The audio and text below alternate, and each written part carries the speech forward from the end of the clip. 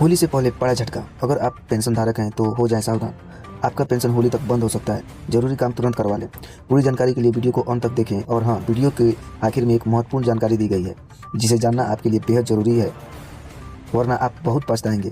और इस तरीके की महत्वपूर्ण वीडियो सबसे पहले देखने के लिए चैनल को सब्सक्राइब जरूर कीजिए। तो चलिए शुरू करते हैं आज की इस महत्वपूर्ण वीडियो को। नमस्कार साथियों, पेंशन से जुड़ी इस समय एक बेहद महत्वपूर्ण और ताज़ा जानकारी सामने आई है जिसे समझना हर उस नागरिक के लिए ज़रूरी हो जाता है जो किसी भी प्रकार की सरकारी पेंशन योजना का लाभ उठा रहा है या भविष्य में लेने की सोच रहा है। यदि आप वृद्धा पेंशन के लाभार्थी हैं, विधवा पेंशन प्राप्त कर रहे हैं, दिव्यांग पेंशन योजना के अंतर्गत आर्थिक सहायता पा रहे हैं या आपके परिवार में कोई सदस्य इन योजनाओं से जुड़ा है, तो यह अपडेट सीधा तौर पर आपके संबंधित है और आने वाले समय में आपके खाते में आने वाली राशि पात्रता की शर्तों और दस्तावेजी प्रक्रिया को प्रभावित कर सकता है। आज हम विस्तार से उन नए नियमों, संभावित बदलाव और प्रशासनिक निर्देशों पर चर्चा करेंगे जिन्हें हाल ही में लागू किया गया है या जिन पर सरकार गंभीरता से विचार कर रही है।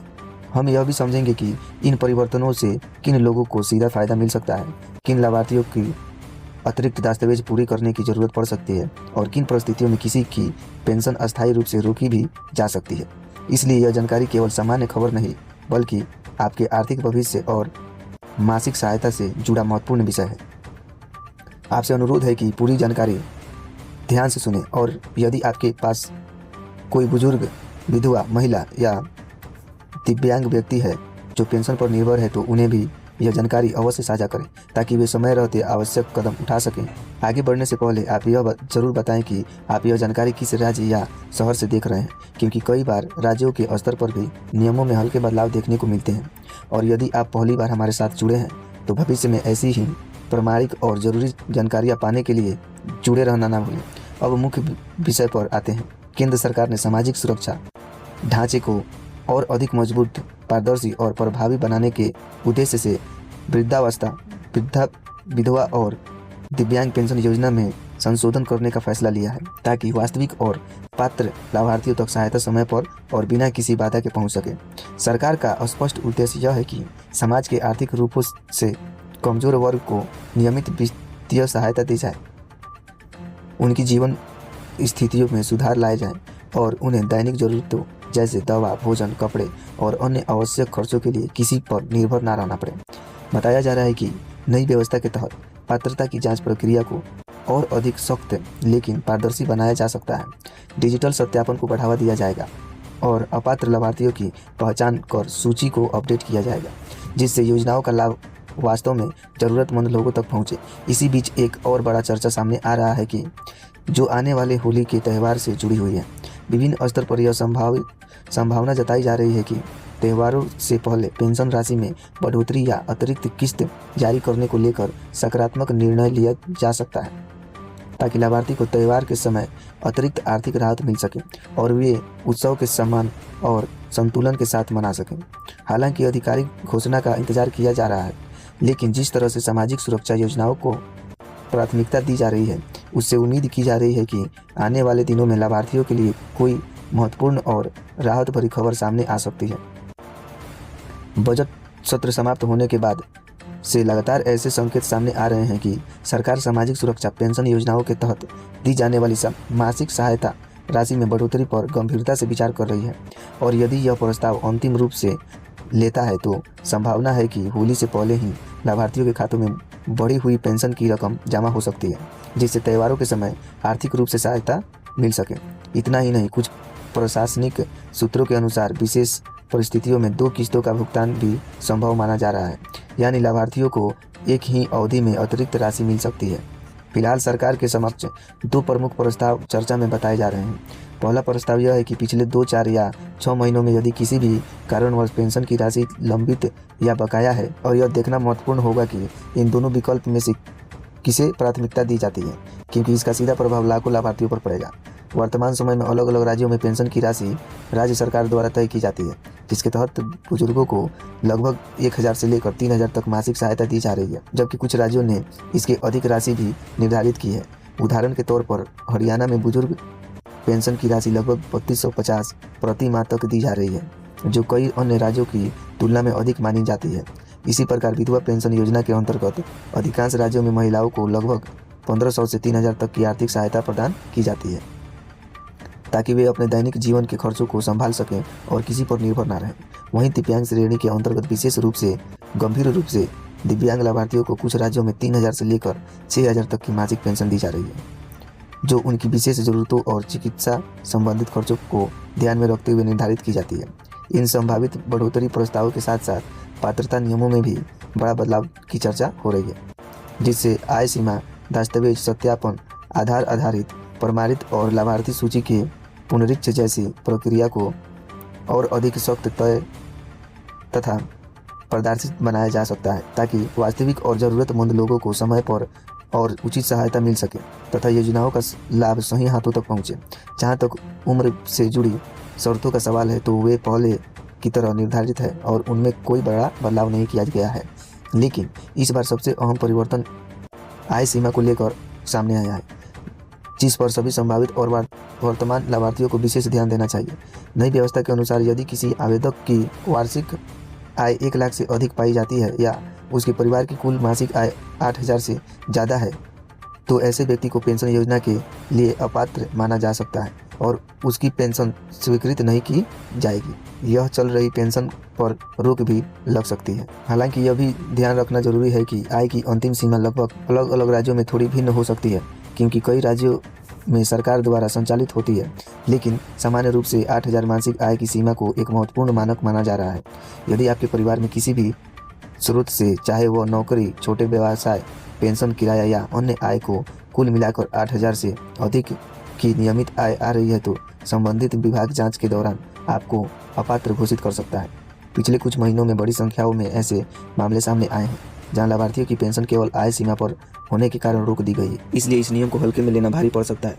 कई बार लोग अपनी वास्तविक आय की जानकारी अपडेट नहीं कराते या दस्तावेज में अंतर रह जाता है, जिससे सत्यापन के दौरान समस्या खड़ी हो जाती है। अब यदि आवेदन प्रक्रिया की बात करें तो जो व्यक्ति पहली बार इस योजना का लाभ लेना चाहता है, इसके लिए ऑनलाइन और ऑफलाइन दोनों विकल्प उपलब्ध हैं। ऑनलाइन आवेदन संबंधित राज्य सरकार की आधिकारिक वेबसाइट या सामाजिक सुरक्षा पोर्टल के माध्यम से किया जा सकता है, जबकि ऑफलाइन आवेदन शहरी क्षेत्रों में नगर निगम या नगर पालिका कार्यालय में और ग्रामीण क्षेत्रों में ग्राम पंचायत प्रधान कार्यालय या संबंधित पेंशन विभाग में जमा किया जा सकता है। यह बेहद जरूरी है कि आवेदन सही कार्यालय में और निर्धारित प्रारूप में किया जाए, क्योंकि कई लोग अधूरी जानकारी या भ्रम के कारण गलत विभाग में आवेदन कर देते हैं, जिससे उनका फॉर्म लंबित रह जाता है या खारिज हो जाता है। इसके अलावा कुछ लोग बिचौलियों के झांसों में आकर आवश्यक शुल्क दे बैठते हैं, जबकि वास्तविक प्रक्रिया पारदर्शित और निर्धारित नियमों के तहत होती है। इसलिए किसी भी प्रकार की जल्दबाजी या अफवाह पर भरोसा करने के बजाय आधिकारिक स्रोत से जानकारी प्राप्त करना और स्वयं या विश्वसनीय व्यक्ति की सहायता से सही तरीके से आवेदन करना ही सबसे सुरक्षित और सही माना जाता है। आजकल कुछ लाभार्थियों को यह कहकर भड़काने की कोशिश करते हैं कि वे उन्हें हर महीने 2000 या 5000 तक की पेंशन दिलवा देंगे, लेकिन इसके बदले वे पहले ही मोटा रकम की मांग करते हैं। इसलिए आप सभी से ऐसे झूठे वादों और दलालों से पूरी तरह सतर्क रहना है, क्योंकि सरकारी पेंशन योजना में किसी भी प्रकार की अतिरिक्त शुल्क लेकर लाभ दिलाने का कोई प्रावधान नहीं है और सही तरीका केवल संबंधित सरकारी कार्यालय या आधिकारिक पोर्टल के माध्यम से आवेदन करने की है। यह भी समझना जरूरी है कि पेंशन की राशि केंद्र और राज्य सरकार दोनों के साझा योगदान से मिलकर बनती है, यानी जो कुल रकम आपके खाते में आती है वो हिस्से में बटी होती है। उदाहरण के तौर पर यदि किसी लाभार्थी को 1000 मासिक पेंशन मिल रही है, तो सामान्य रूप से उसमें 500 केंद्र सरकार और 500 संबंधित राज्य सरकार की ओर से दिए जाते हैं। जैसे उत्तर प्रदेश में 1000 पेंशन में 500 केंद्र सरकार और 500 राज्य का अंश शामिल होता है। इसी तरह बिहार में यदि किसी योजना के तहत 1100 की पेंशन दी जा रही है, तो इसमें 550 केंद्र और 550 राज्य सरकार का योगदान माना जाता है। कई राज्यों में राज्य सरकार का हिस्सा अपेक्षाकृत कम निर्धारित होने के कारण कुल पेंशन राशि भी कम दिखाई देती है, जिससे लाभार्थियों को कम आर्थिक सहायता मिल पाती है। इसी बीच दिव्यांग पेंशन को लेकर एक महत्वपूर्ण और राहत भरी खबर सामने आई है। आपके लिए योजना का लाभ लेने के लिए न्यूनतम दिव्यांग प्रतिशत 60% निर्धारित था, जिससे कई जरूरतमंद लोग पात्रता की सीमा से बाहर रह जाते थे। लेकिन अब इस सीमा को घटाकर 40% कर दिया गया है, जिसका सीधा अर्थ है कि अब अधिक संख्या में दिव्यांग व्यक्ति इस योजना के अंतर्गत आवेदन कर सकेंगे और उन्हें आर्थिक सहायता प्राप्त करने का अवसर मिलेगा। इस बदलाव से उन लोगों को विशेष राहत मिलने की उम्मीद है जो पहले मामूली अंतर के कारण योजना से वंचित रह जाते थे। हालांकि इन सकारात्मक परिवर्तनों के बावजूद कुछ पेंशनधारकों में असंतोष भी देखा जा सकता है, क्योंकि वे मानते हैं कि महंगाई और बढ़ते खर्चों को देखते हुए पेंशन राशि और अधिक वृद्धि की आवश्यकता है तथा भुगतान प्रक्रिया और अधिक नियमित और पारदर्शी बनाया जाना चाहिए ताकि किसी भी लाभार्थी को समय पर मिलने वाले सहायता में देरी या कटौती का सामना न करना पड़े।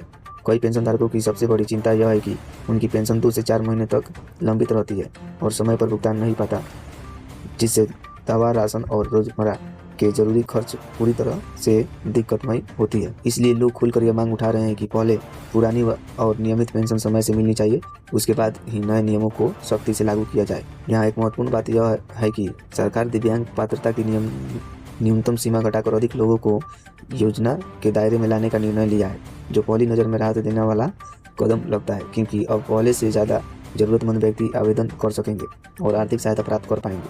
लेकिन इसके साथ एक व्यवहारिक चिंता भी जुड़ी हुई है, जैसे कि पात्रता की सीमा कम होगी, लाभार्थियों की संख्या स्वाभाविक रूप से बढ़ेगी, आवेदक अधिक आएंगे, स्वीकृत लाभार्थियों की सूची लंबी होगी और वित्तीय भार भी बढ़ेगा।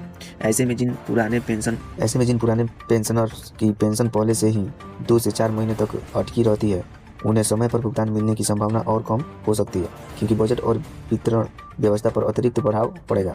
यही कारण है कि उनके लाभार्थियों का कहना है कि सरकार को पहले से जुड़े नियमित पेंशन धारकों को हर महीने निर्धारित तारीख पर भुगतान सुनिश्चित करना चाहिए। भुगतान प्रणाली को स्थिर और पारदर्शी बनाना चाहिए और उसके बाद ही नए आवेदकों को बढ़े पेंशन पर जोड़ जाना चाहिए। उनके अनुसार सबसे गंभीर समस्या राशि की मात्रा नहीं बल्कि भुगतान की नियमितता है, क्योंकि यदि पैसा समय पर खाते में पहुंच जाए तो लोग अपने खर्चों की बेहतर योजना बना सकते हैं। इसके अलावा नए नियमों के तहत डीबीटी यानी डायरेक्ट बेनिफिट ट्रांसफर प्रणाली को अनिवार्य कर दिया गया है, जिसका अर्थ यह है कि पेंशन की पूरी राशि सीधे लाभार्थी के बैंक खाते में ही भेजी जाएगी और बीच में किसी प्रकार का हस्तक्षेप नहीं होगा। लेकिन बड़ी संख्या में ऐसे मामले सामने आए हैं जहां केवल इसलिए पेंशन रुकी हुई है क्योंकि लाभार्थियों का बैंक खाता आधार से लिंक नहीं है, डीबीटी सक्रिय नहीं है या बैंक खातों में तकनीकी त्रुटि है। कई बुजुर्गों को यह भी पता नहीं होता है कि उनका डीबीटी के लिए सक्रिय है या नहीं, जिसके कारण बिना किसी स्पष्ट सूचना के उनकी पेंशन लंबित हो जाती है। इसलिए जरूरी है कि सभी पेंशनधारक अपने बैंक खातों की स्थिति, आधार लिंक और डीबीटी सक्रिय की जांच समय समय पर करवाते रहें, ताकि केवल तकनीकी कारणों से उनकी पेंशन अटकने की स्थिति में न बने।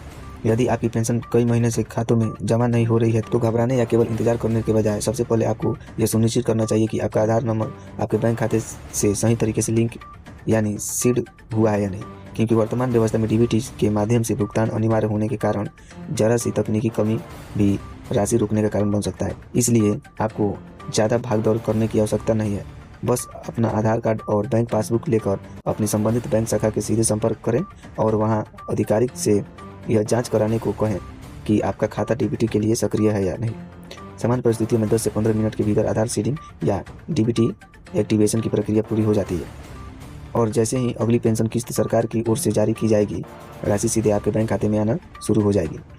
बहुत से लोग बिना वास्तविक कारण जाने महीनों तक भुगतान का इंतजार करते रहते हैं और यह समझ नहीं पाते हैं कि समस्या केवल आधार लिंक या बैंक खाते की तकनीकी स्थिति से जुड़ी है, जबकि समय रहते एक ऐसी छोटी सी जांच से समाधान निकाला जा सकता है। इसलिए नियमित रूप से अपने बैंक खातों की स्थिति की पुष्टि करें और किसी भी गड़बड़ी को तुरंत ठीक करना बेहद जरूरी है। यदि आपको किसी नए नियम, पात्रता शर्त, आय सीमा, दस्तावेज सत्यापन या पेंशन भुगतान से जुड़ी किसी भी प्रकार की शंका है तो आप अपनी समस्या स्पष्ट रूप से लिख सकते हैं, ताकि सभी और तथ्यात्मक जानकारी के आधार पर समाधान बताया जा सके। उद्देश्य यही है कि कोई भी पात्र लाभार्थी केवल जानकारी के अभाव में योजनाओं से वंचित न रहे। फिलहाल इस महत्वपूर्ण सूचना के साथ आज की चर्चा को विराम देते हैं। आगे भी पेंशन और अन्य सामाजिक सुरक्षा योजना से जुड़ी जरूरी अपडेट विस्तार से साझा किया जाएगा।